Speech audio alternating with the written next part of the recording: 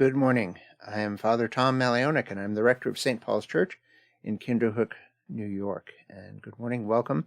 Today is Friday, October 5th, and this is episode 91 of our morning musings. Our morning musings are our chance to get together and I do a little bit of teaching that hopefully will help to deepen our relationship with Christ, deepen our ability and our desire to become more and more like Christ, so that we become not only better disciples, better apostles, that we become better icons of Christ in the world, so that people look at us and see not us, but Christ who lives in us. And in seeing Christ, they see the Father. And so that's what our goal is to be that way, to be people who point the way to Christ, people who are windows, as it were, into the workings of God in the world through just the ordinary living of our lives. I mean, it's not necessarily an explicitly religious thing all the time, but nevertheless, that somehow by the way we live and by the way we move and have our being, that somehow that points away to something beyond us, to something that is not just simply what comes naturally to human beings or what comes naturally to good human beings, because we're not all as good as we like to think we are. But the idea is that people will look at us and say, boy, there's something beyond beyond the natural there. There's something that makes them want to explore more, that makes them want to peer inside. So we want to be like that. We want to be able to do that well. We want to be mature about that. We want to be mature in our relationships with one another, with God. We want to be mature as the church and not just as individuals. So we're looking for that, and anything that will help us in that, anything that God sends our way that will help us in that, is fair game and a good thing. And we will try to derive nourishment from whatever it is, whether it's the lessons or the prayers from the daily office, the scriptures that we encounter there, whether it is a point of doctrine, whether it is the occasion that we're commemorating or celebrating today, whether it's the saint of the day, whatever it happens to be, some point of our liturgical practice, perhaps, or our traditions, and as the Anglican stream of the Christian tradition, whatever it happens to be, God has placed all of these things before us for our benefit, so that we may continue not just experiencing, but being collaborators with God in advancing the fulfillment of all creation, really, what God, what the scriptures call, the new creation, or the new Jerusalem, or the kingdom of God, bringing that into the world. It's not just a dimension of living; it is all of life. It is all of creation, the perfection of God's initial, original plan, finally completed and finally brought to perfection. So that's what we're about here.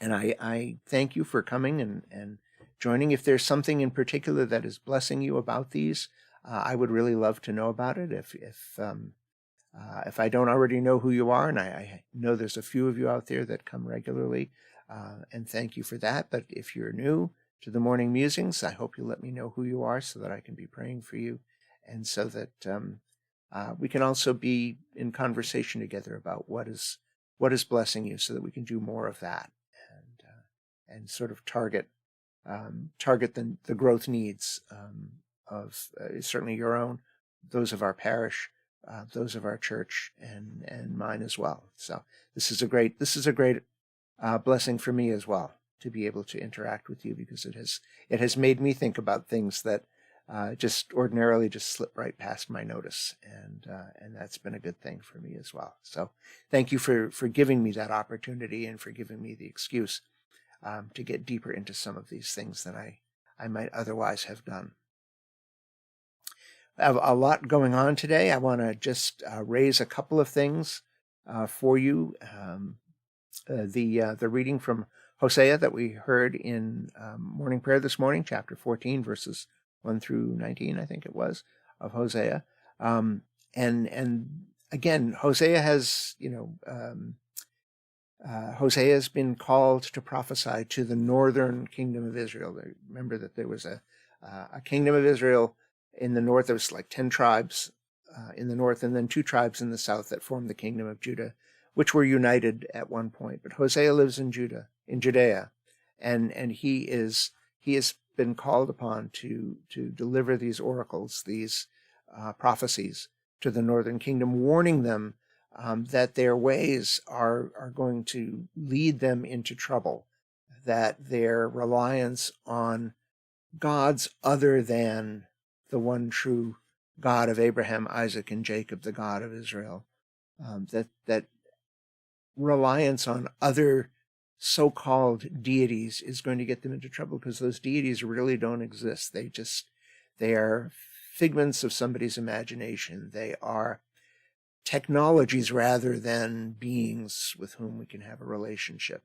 And the problem with technology is, of course, that it is our own creation. It's something that comes from our own creativity, our own spirit, our own genius. And so as a result, it is as compromised as we are in terms of whether it is good or not, in terms of whether it's right or not, in terms of unintended side effects. All of those things go with it. And the same thing is true of these idols that maybe seem more convenient and maybe seem to deliver a little bit more reliably, but that's only precisely because they are not gods. They don't have a will of their own. They don't have certainly not an effective will of their own. And to some extent, they may represent demonic forces that are, again, arrayed against the one true God and trying to distort or to deflect or to distract God's people from their relationship with him. That's been Hosea's whole burden. That's what he has been trying to communicate, is that, here's a God who just has loved you as a spouse, and God wants to be your spouse and to take care of you and provide for you and do all of this, but you go chasing after these other things, these gods that are the work of your own hands. And here we have this God pleading, saying, "Oh, Ephraim." Ephraim is Hosea's term for Israel, and it's we heard a little bit about why.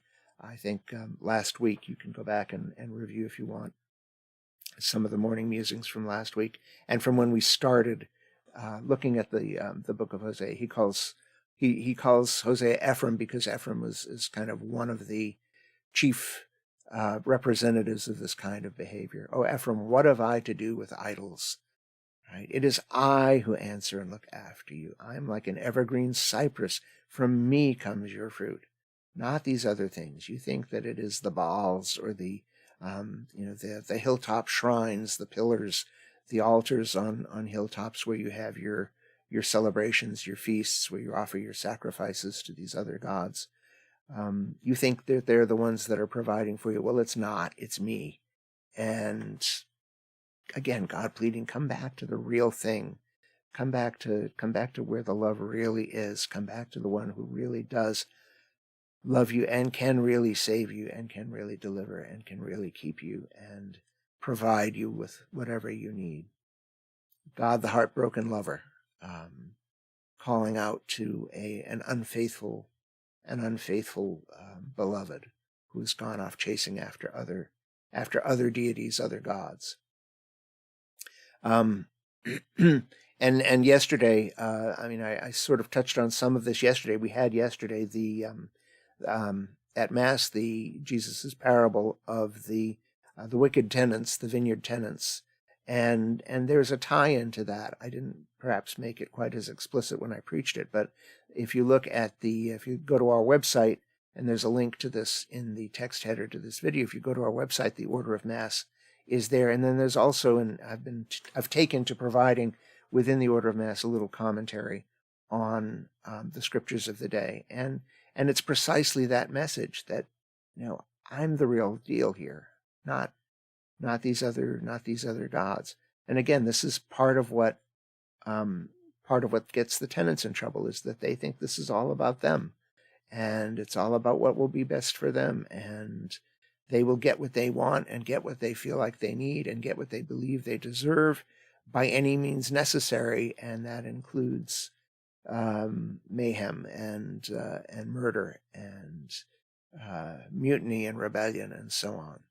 So it kind of ties in. This is really a fortuitous confluence of these themes and these topics that that come to us from the lectionary for Mass, the lectionary for the daily office over the past couple of weeks from Hosea and so on. But it also ties right in, I think, very neatly and, again, very providentially. I don't think this is an accident. I think this is the Holy Spirit working on disparate people in disparate places at, way different times, but nevertheless, it all kind of comes together. And this is how the daily office works. I've said this. I said this a lot in the beginning. I've been doing this for 40 plus years now, and not a day goes by that I don't get some communication from God, some sense that this is really immediately applicable, and that these things are all moving in a direction. And they're moving me in a direction. They're moving us in a direction. So I think just the fact that we have the collect that we have for this week, the collect for Proper 22, the Sunday closest to October 5th, that is in our collection of collects, I think really appropriate. It talks about giving us those good things for which we are not worthy to ask, except through the merits and mediation of Jesus Christ, our Savior. And that's a point that gets almost entirely ignored today. And whether you were brought up in the faith, whether you were brought up as an Episcopalian or an Anglican, or whether you know this collect from some other denomination that you were raised in, or whether you came to faith later in life and only discovered it as part of our way of worshiping, our style, our lectionary and collection of texts.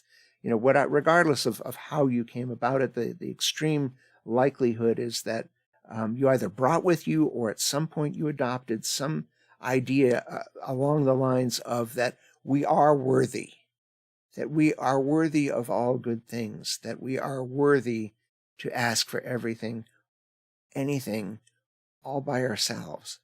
And that, in a sense, we don't need Jesus because we are worthy, or because we've been made worthy, perhaps, that we don't need Jesus, or we don't need him anymore.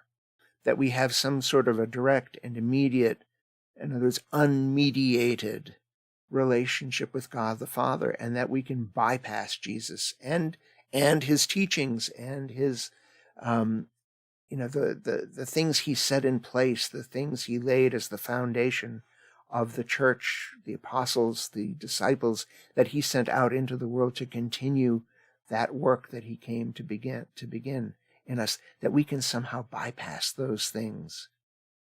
And I think that kind of feeds into our contemporary obsession with rights as this notion of something that is just inherent. It just is there because I exist. We talk about God-given rights. We hearken back to the Declaration of Independence that speaks of inalienable rights, and I wonder how many people even really know what inalienable means. Right? It means you can't give them away, you can't sell them, you can't trade them for something, you can't waive them. They belong to you. They cannot be alienated. They can't be given to an alien entity. Right? They can't be made not part of you. That's what inalienable means. That we have these inalienable rights, and we've been taught, I think, by our political heritage, noble as it is in many ways, to value something that we call liberty, and especially this idea of the pursuit of happiness, and that somehow this is a God-given right that we have to pursue whatever form of happiness we want. And the success of the democratic experiment as it has been lived out for almost 250 years on these shores. And it has brought a lot of wonderful good things in its wake. And there's no doubt about that. There have been many, many, many good outcomes. Many good things have been put in place about that. But it has also colored our own thinking. This political, social and political solution that has worked for the people who inhabit, again, our system, our country.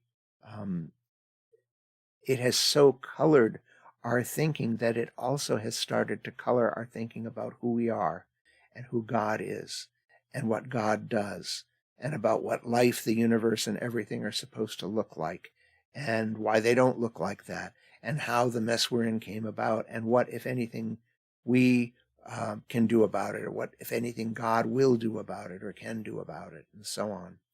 And it has so seeped into our spirit, our hearts, our minds, our souls, that we now are almost constitutionally incapable of sustaining faith in that revelation that is recorded in the Word of God that says we're broken, and we're fundamentally broken. Maybe not totally depraved as certain brands of Calvinism would have it. Not that we are absolutely, completely evil and opposed to God, but that nevertheless we are seriously badly broken, and that we don't get up in the morning and get up on our own 2 feet without the grace of God, without the power of the Holy Spirit at work in our lives somehow, somewhere along some lines. And some of that is just broadcast by God to all of humanity. Some of it is perhaps more limited to those who have really entered into a intentional and deliberate and committed relationship with God. But that nevertheless, it all goes back to the fact that what we have by way of these blessings of spirit, what we have by way of freedom from our impulses, from our appetites, from our instincts, from the animal side of our nature, which is innocent only to the extent that it is unthinking and automatic, and therefore incapable perhaps of deliberately sinning, but that nevertheless is not in harmony with God's plan. That we need that mediation in order to bridge that gap and move on to the perfection of what God has in store for us as a class of beings, as a species of being. But we have so schooled ourselves to this idea that whatever we set our minds on, not only can we have, but we should have, and that there are no sort of objectively off limits things for us. There are no trees in the garden that we should not touch, or of whose fruit we should not eat. And we're seeing that more and more. It becomes harder and harder to insist that the political sphere is not the model for everything, including relationship with God, including relationship with the author of creation. And part of what happened is that there's a circularity there. A lot of our political ideals and a lot of our thoughts about society and how to organize society, a lot of that came and took its inspiration from those early Judeo-Christian writings, that early religious thought of the chosen people, and then the Gentiles grafted onto them afterwards, who grew and became the church. A lot of that comes out of that. But again, what happens is that we who are, as Luther said, turned in on ourselves, that we who are sort of incurably self-absorbed, we distort and we filter and we apply a lens to that truth, that inspiration, that revelation in such a way that it gives us what we want and neatly and conveniently skirts the parts of it that require us to be in submission to a God who asks for our submission only precisely so that we can be remade, retooled, reshaped, reformed into creatures more like what he had in mind to begin with. And that actually means glory. That is the glory that we have been destined for, but that we don't achieve to the extent we cling to some of the distilled versions of God's revelation and God's truth that we have enshrined as the whole truth, as the whole of reality. So instead of just filling our lungs with what God has breathed out for us in the written scriptures, in the faith that has been handed down to us since the very beginning, instead of just filling our lungs with that, we take these shallow partial breaths, and we have downplayed to the point almost of forgetting and maybe even of rejecting outright with malice and hostility the truth that there is an inherent unworthiness to us, that we did ourselves a great harm, and that it has truly hampered and crippled us spiritually, and that it is a defect that gets passed down from generation to generation inevitably, so that there is no way to be born as a human being, no way to be raised as a human being that doesn't bring with it that tendency to go off the path, to try to go and do it ourselves, to try to take matters into our own hands like the wicked tenants in the vineyard did, to go off and to try to devise something that looks good to us but is not what God had in mind. And again, this idea of mediation, it has been with us all along and has been preserved as a truth. Unfortunately, we also, I think, ran into a little trouble at the Reformation in trying to purify Christian thought and practice of some of the negative byproducts of a mediation theology that requires unmediation. They tried to narrow it down so much onto the mediation of Christ that Christ becomes nothing more than, just a sort of a forensic excuse for God to pretend that we're not sinners. And that's more of a legal fiction, if you will, than an actual verdict of acquittal. So what happens is that, again, you get these filters applied, you get these lenses applied, and so we have to keep coming back to the truth that has been revealed down through the ages. Because otherwise what happens is you open it up and great, huge, wonderful creative and creative powers for good are unleashed, but they come with a certain chaos. There is certain Pandora's box quality to this that again flatters and ties into our own biased, self-absorbed spirits and gratifies that and validates that and legitimizes that in a way that makes it, again, hard for us without continually going back, without continually going before God and admitting our unworthiness, admitting that what we have that is good, we ask of God, whether we ask God to give us the things that are good, whether we're worthy of them or not. We ask God, in fact, to give them to us, whether we know enough to ask for them or not. And that's kind of the level of surrender we're talking about here. And that leads to a way of living that is actually very liberating and free. It says, I don't need to constantly compare my circumstances or my life at the moment to some ideal and then keep checking about what's wrong and who went wrong where and what am I doing wrong and what should I be doing differently. Instead, there's a more sort of organic flow to things that says, I'm like St. Paul, I'm like Jesus asleep in the boat on the raging waters. It's weather. It's weather. It's not, it's not an indication that the universe as a whole has turned on us. It is weather. It comes and it goes.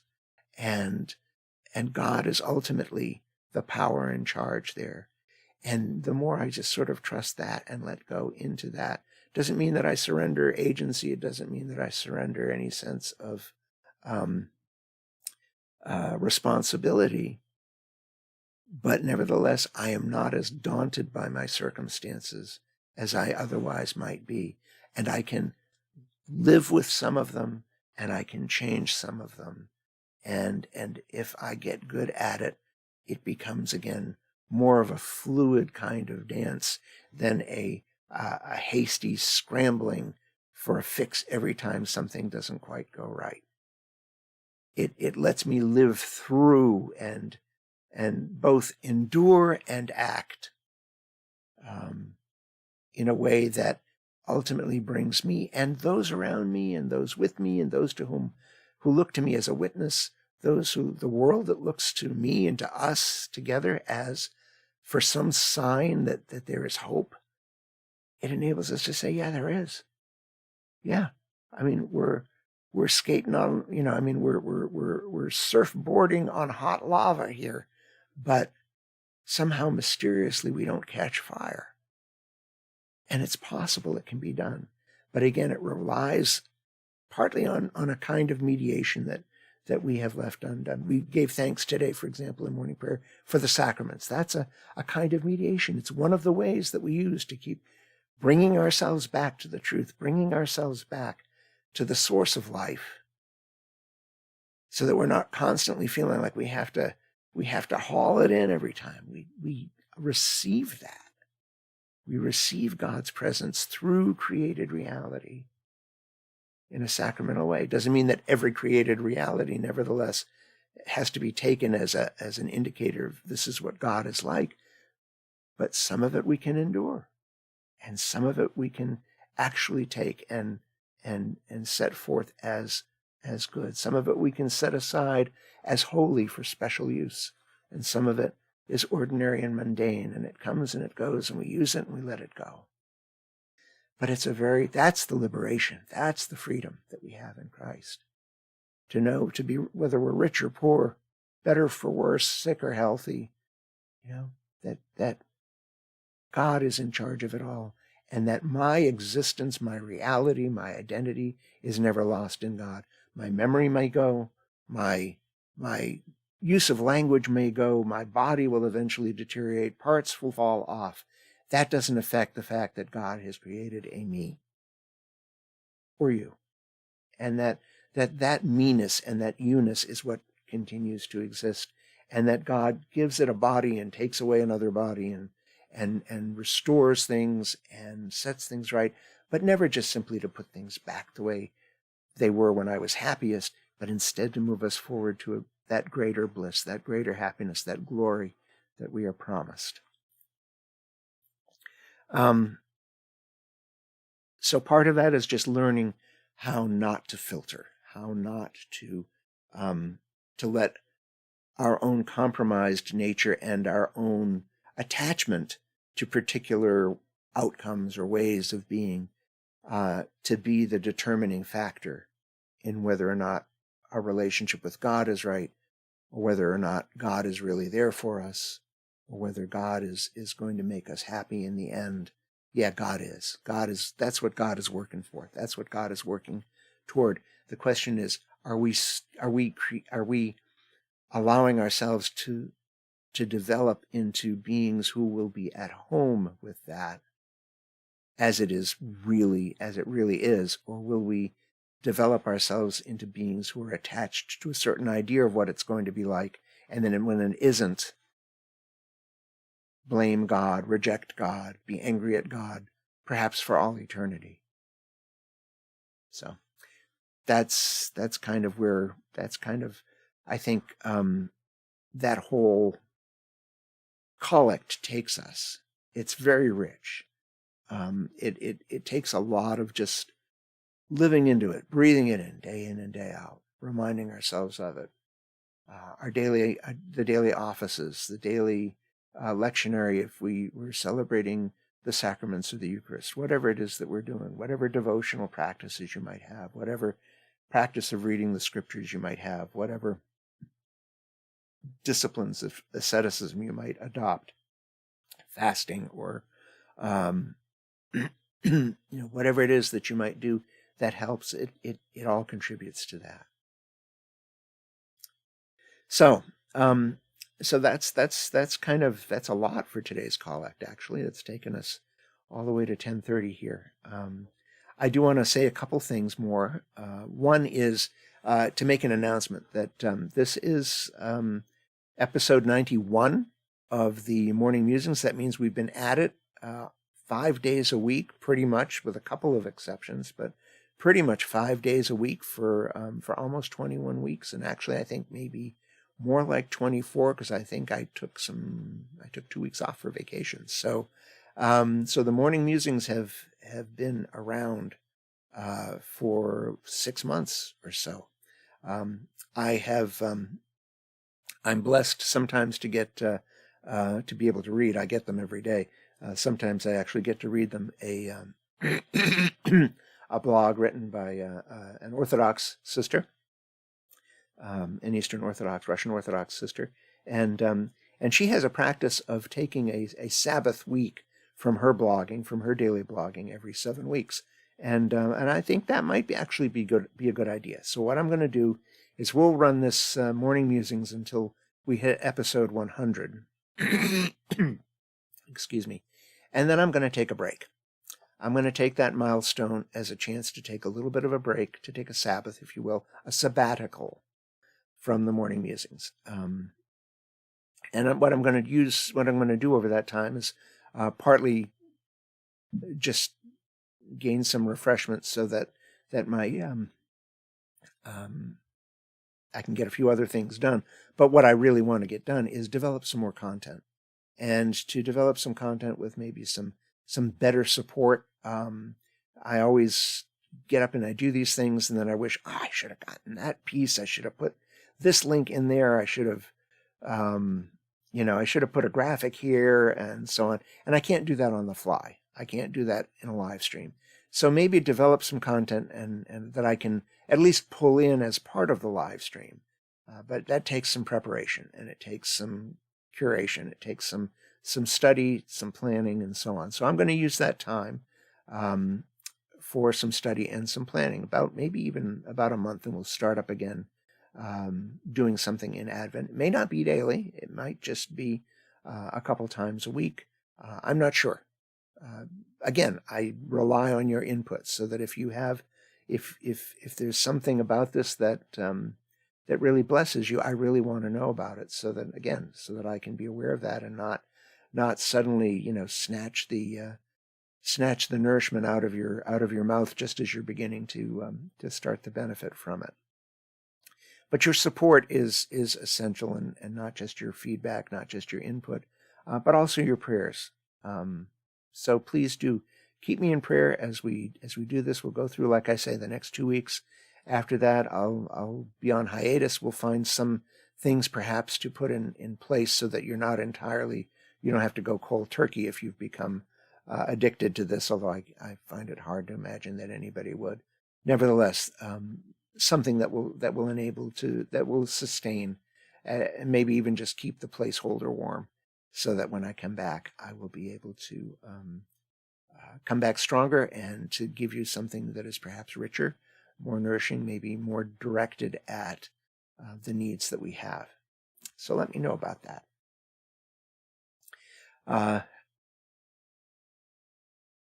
Moving on to the reading from Acts today, and I was really struck by Paul being the tribune in Ephesus, I think, has brought Paul down, and Jerusalem, maybe. Anyway, yeah, it's Jerusalem.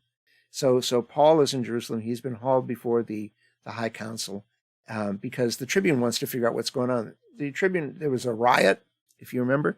There were some folks that were really trying to lynch Paul because he's. In their view, he was luring people away from Judaism. He was luring people away from God. He was luring people away from the covenant and the practices that support the covenant, the obedience to the law, that he was preaching somehow, at least in their mind, in their eyes, that he was telling people to ignore those things or to forget those things and not to practice those things.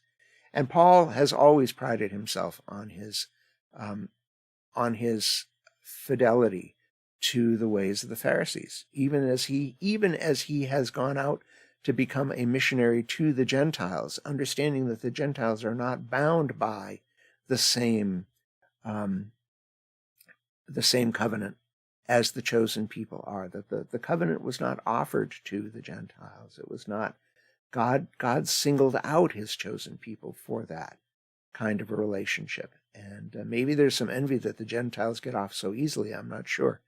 But certainly the early church, the very early church, the Council of Jerusalem that we read about last week, certainly understood that, yeah, people don't have to become Jews first in order to be able to receive the blessings, the benefit of following the Messiah, Jesus. That the Gentiles have their own way, and that there are some minimum requirements, certainly, but they're nowhere near as extensive as the 613 mitzvot, the 613 commandments that had been worked out by the rabbis as essential practices. So there's a difference there. But this crowd doesn't get that and doesn't want to get that. What they see in Paul is a danger to their way of life. They see Paul as a danger to their shaky, precarious détente with the Roman occupation. That's part of it. They've got their life. They have to sort of tone it down a little bit. They put up with a little bit of blasphemy and sacrilege from the Romans, but aside from that, there's at least a modus vivendi there. There's a way that they have found to live together side by side and still retain their sense of identity and so on. And part of their identity is wrapped up precisely in the practices and traditions. It's true of any people. It's true of your family, right? That there are family traditions that define you as a family, that make you who you are. That whatever your last name happens to be, when people hear that last name, they immediately think, I don't know, 4th of July barbecue, whatever it happens to be. So, or I don't know, big philanthropists, whatever it is, that there are certain things that are family traditions, and endless works of literature have been built around that, and have built around oftentimes the one who becomes the maverick and leaves that behind. But nevertheless, here's Paul. He's been rescued by the secular authorities from being lynched by this religious mob.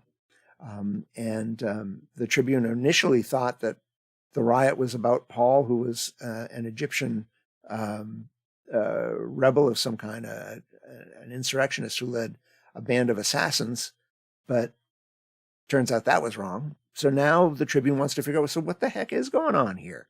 What's the beef? What do these people have against this guy? And it turns out the guy happens to be a Roman citizen, which means that the Tribune has to tread very carefully, because he's got to make sure that Roman law is respected, and that this Roman citizen is properly cared for and protected. So he puts Paul together with the leaders, and I think he's waiting to see what's going to happen here. And Paul basically, gets up and he says, "Look, I've always been a good Jew," to which immediately everybody erupts, right? This is, they're like, "You a good Jew? Come on, you're the one who's teaching people to abandon Judaism." And the high priest says, "Strike him on the mouth." And so they do. And Paul, in Acts 23, verse 3 says, "Are you sitting to judge me according to the law?" You're talking about the law here, and yet contrary to the law, you've ordered me to be struck, right? And I just thought that was just so apt. Paul goes on to say, "You whitewashed tomb," and then they correct him and say, "This is the high priest you're talking to here." Paul says, "Oop, I didn't know it was the high priest," because one should not speak ill of a leader of your people, and that is also a commandment that Paul respects. But anyway, I just thought that this, you sitting to judge me according to the law, and yet contrary to the law, you order me struck. And there's a certain, that resonated for me a little bit. And I don't know whether you have heard the news. You may have been aware that for the past almost 2 years now, Bishop Love has been under investigation and has been subjected to what we call a Title IV, Title IV being the section of the the canons of the Episcopal Church that deal with discipline, discipline of clergy, discipline of various different things, but basically disciplinary complaints. And you may or may not be aware of it, but that last night we got word that the Title IV disciplinary panel convened for Bishop Love has found him guilty of, and this is a quote, guilty of failing to abide by the discipline and worship of the Episcopal Church, and thus violating his ordination vows. And to be honest, I'm still trying to digest that. There's going to be a hearing within the next few weeks. We hope it doesn't drag out too long. Don't know the timing, though. And that will determine just exactly what form any disciplinary measures might take. But in reality, it is the letter of the law being brought to bear on its spirit, and it just strikes me as sad. It strikes me as that we are seeing really in Bishop Love the end of an era. Here, he was the last bishop to, on theological grounds, to resist the idea of the sacrament of matrimony being able to be performed for two people of the same sex, or excuse me, the same gender, depending. I don't even know what the terminology is now for that. And whether you so that now this definitively says that no, to teach and to take specific actions to deny the use of liturgies that are designed as the sacrament of marriage between two people of the same sex or the same gender, that to deny that is in fact to have abandoned the discipline and worship of the Episcopal Church and to violate ordination vows. Bishop Love was the last bishop not to go along with the compromise measure that made those rights available to on a widespread basis in the Episcopal Church to all who might want to use them. And the question was not, whether the rights were there. The question is whether a diocesan bishop could, in fact, decide not to allow those rights to be used in his or her jurisdiction. And Bishop Love was the last one to take that stance. Others accepted a solution whereby, in that case they might agree. In the case they might disagree theologically, that they would step aside and let another bishop essentially do it, but or permit it or supervise the process, and so on. But Bishop Love actually, on theological grounds, objected to the liturgies themselves, and on a number of different bases. The arguments were not about same-sex marriage. The arguments were about whether the resolution that was passed by General Convention 2 years ago in 2018 did in fact rise to the level of a prayer book revision, in which case it would be binding on a diocesan bishop. And the Bishop Love contends that the way the resolution was handled, the way the decision was made to make the liturgies available did not rise to that level, and therefore he was still within his authority as a bishop, and as the bishop is the chief liturgist in each diocese and responsible for authorizing liturgies in the diocese, that he did not see that as something that was universally required simply by virtue of having been a resolution of General Convention. He was thinking that a prayer book revision is a prayer book revision and requires a more elaborate process than that. The panel took issue with that and disagreed, and finds that, in fact, no, a simple resolution was enough to enact a change that would be binding on all diocesan bishops, and that in refusing to go along with that, Bishop Love has therefore now placed himself at odds with the discipline and worship of the Episcopal Church and has violated his ordination vows. And what that means for him What that means for our diocese going forward has yet to be determined. We don't know what kind of arrangements will be put in place. And the fact, whether you rejoice at that or mourn that fact, either way, it means that life is no longer the same for us any more than life is the same for us now, having encountered COVID-19. This is just sort of one more thing about 2020 that gets you wondering sort of which is the next of the four horsemen of the apocalypse that is going to that are going to visit us. But again, it's just struck me as a segue from that reading from the Acts to what's going on. You can find, I've left links in the text description part of this video. There are links there to our diocesan website where you will find the document from the Title IV hearing panel, and you will also find Bishop Love's response there. Going forward, again, we will pray. We will continue to pray. We will continue to see how God is going to work, to continue to see how we are supposed to be led through this and with this, and what we are supposed to do.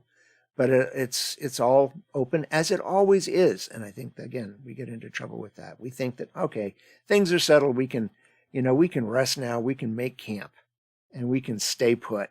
And this is, we haven't arrived. We have not arrived in the New Jerusalem. We have not arrived in the Promised Land. We are still only ever resident aliens here. And in point of fact, we are much more still pilgrims, migrants, than we are, in fact, residents. We live in the world, but we are not of this world. This is not our kingdom. This is not where our citizenship is. This is not what we owe our allegiance to. We certainly wish it well, and we certainly contribute to its well-being and the well-being of those who dwell here and do consider it to be their home. But it is not our home. And I think if there's any message, that I would like to take away today, it is that one. We're not home. This is all happening in somebody else's house. We happen to be affected by it, yes, but this is not where our sights are focused. This is not what we stake the center and core and most fundamental identity or our being on. We have another homeland. We do not have a lasting city here, but we look forward to the one that is to come, and that's what we do. We do the best we can while we move along, and we just simply try not to do stupid things like holding back the tide. There would be a time perhaps when we still the wind and the waves. But for now, we get to sleep in the boat.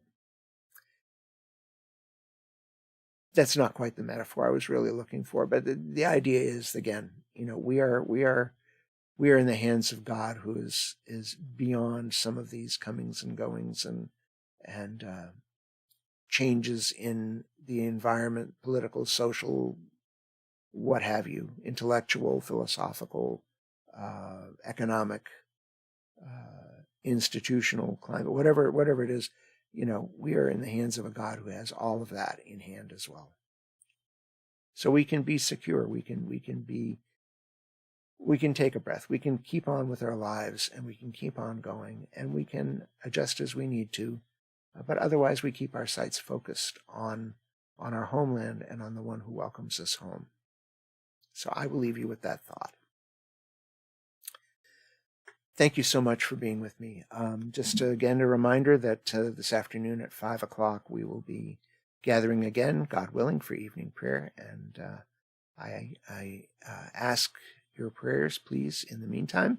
If there's any way I can pray for you, if there's any way that I can help you with answering questions or praying with you for healing, offering the sacrament of reconciliation, whatever it happens to be, I am available in here, and I will share with you whatever God gives me to share with you, free of charge. And that is our, that's our ministry here. If you can support us, that would be good. And there are links that will enable you to do that. But seriously, freely freely we have received, and freely we give. So I'm much more concerned that you get something out of this, that you be blessed by this. So I will leave you with that. And as I say, ask for your prayers as I will continue to pray for you. And I pray that God will give you every good gift and every grace and every blessing until we meet again.